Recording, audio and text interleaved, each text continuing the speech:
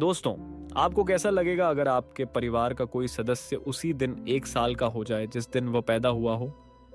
और इससे भी हैरानी की बात यह कि जब उसका पहला जन्मदिन आए तो उसे 1 साल का नहीं बल्कि 2 साल का माना जाए। या आपको कैसा लगेगा जब कुछ घंटों के बाद आपकी उम्र में 2 साल और जुड़ जाए? इसे ऐसे समझिए, मान लीजिए अभी आपकी उम्र 25 साल है। आप एक हवाई जहाज में सवार होते हैं और महज 5 घंटे बाद जब आप नई जमीन पर कदम रखते हैं तो आपकी उम्र अचानक 27 साल हो चुकी है। सुनने में अविश्वसनीय लगता है ना? लेकिन वास्तव में दुनिया का एक ऐसा देश है जहां ऐसा होता है। यह सिस्टम साउथ कोरिया में अपनाई जाती है। क्या है कोरियन एज सिस्टम या हांगुक नाई? इसे समझने से पहले आइए सबसे पहले कोरियन पेनिनसुला की जियोग्राफिकल लोकेशन एंड इसकी थोड़ी इतिहास को जान लेते हैं। कोरियन पेनिनसुला इंडियन सब कॉन्टिनेंट से लगभग 4733 किलोमीटर उत्तर पूर्व दिशा में स्थित है। यह ईस्ट एशिया का हिस्सा है और इसके चारों ओर सी ऑफ जापान, येलो सी, चीन और रूस स्थित है। अब एक महत्वपूर्ण प्रश्न उठता है कि साउथ कोरिया और कोरियन पेनिनसुला में क्या डिफरेंस है? चलिए जानते हैं। कोरियन पेनिनसुला उस पूरे भूभाग को कहा जाता है जिसमें 2 देश शामिल हैं।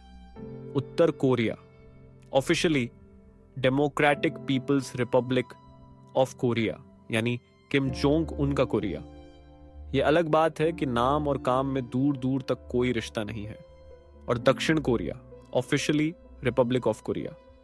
1945 तक कोरिया एक सिंगल नेशन था, लेकिन सेकेंड वर्ल्ड वॉर के बाद इसे 2 भागों में बांट दिया गया।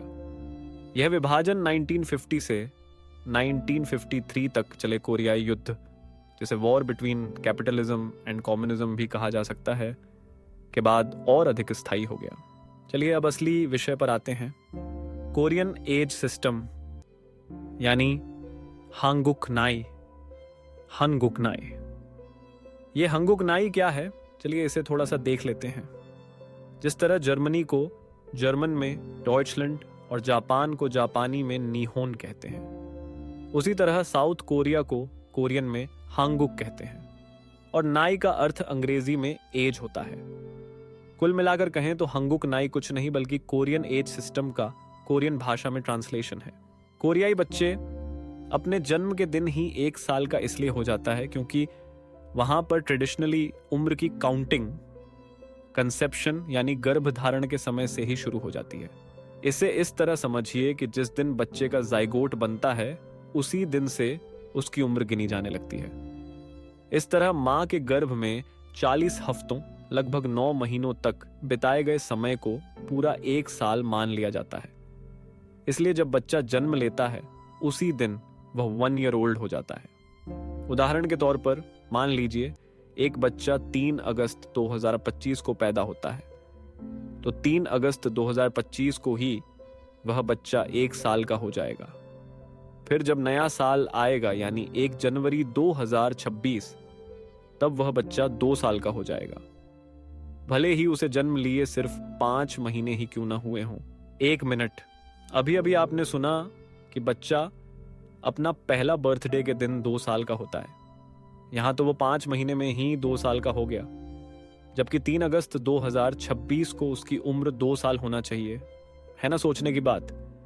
यार ये कोरियन एज सिस्टम कॉम्प्लिकेटेड होता जा रहा है। चलिए इसको भी समझ लेते हैं। इसके पीछे कई रीजंस हैं। एक तो ईस्ट एशियन कल्चर, दूसरा लॉजिक ये है कि किसी 1 साल में पैदा हुए सारे बच्चे की एज एक ही हो, ताकि स्कूल में एडमिशन, मिलिट्री सर्विसेज या एडमिनिस्ट्रेटिव सर्विसेज के रिगार्डिंग एज यूनिटी बना रहे।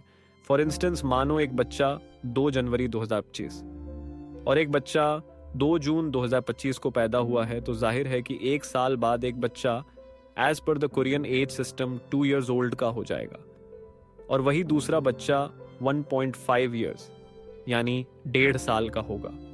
इसलिए किसी 1 साल में अलग अलग डेट पे पैदा हुए सभी बच्चों की उम्र को यूनिलेटरल बनाने के लिए न्यू ईयर को यानी 1 जनवरी को उसका दूसरा साल कंप्लीट मान लिया जाता है। यानी 1 साल माँ के पेट में बिताया गया उम्र और दूसरा साल 1 जनवरी को।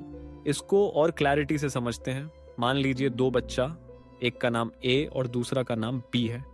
ए की पैदाइश 3 मई 2024 और बी की पैदाइश 5 अगस्त 2024 को हुई थी। पैदाइश के टाइम ही दोनों एक एक साल के हो गए और 1 जनवरी 2025 को ये दोनों 2 साल के हो गए हैं और 1 जनवरी 2026 को ये दोनों 3 साल के हो जाएंगे। वहीं पे अगर ये दोनों बच्चा इंडिया या किसी और कंट्री में पैदा होते तो एक की एज 1 जनवरी 2026 को केवल 1 साल 7 महीना और दूसरे की उम्र 1 साल 5 महीना ही होता। उम्मीद है आप लोगों को कोरियन एज सिस्टम समझ में आ गई होगी।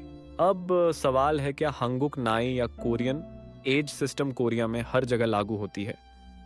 इसका जवाब है 2023 तक यह सिस्टम लगभग सभी क्षेत्रों में लागू थी, लेकिन 2023 में साउथ कोरिया में एक नियम आया जहां कुछ क्षेत्रों जैसे पासपोर्ट, हेल्थ केयर सर्विस और रिटायरमेंट बेनिफिट्स को इंटरनेशनल एज सिस्टम में शामिल कर दिया गया है। चलिए देखिए है, बाकी बचे हुए सभी क्षेत्र अभी भी कोरियन एज सिस्टम के अंतर्गत ही आते हैं।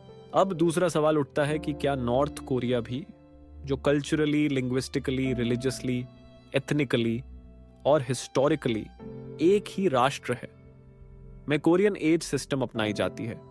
इसका जवाब है 1980 तक वहां पर भी यही सिस्टम लागू थी, लेकिन किम इल सुंग, जो नॉर्थ कोरिया के फाउंडिंग फादर और वर्तमान राष्ट्रपति किम जोंग उन के दादा थे, उन्होंने 1980 में इंटरनेशनल एज सिस्टम को ऑफिशियली अपना लिया था। दोस्तों, यह थी आज की जर्नी। उम्मीद है आप लोगों को वीडियो पसंद आया होगा। मिलते हैं अगली वीडियो में। Thanks for watching and subscribe for recent updates.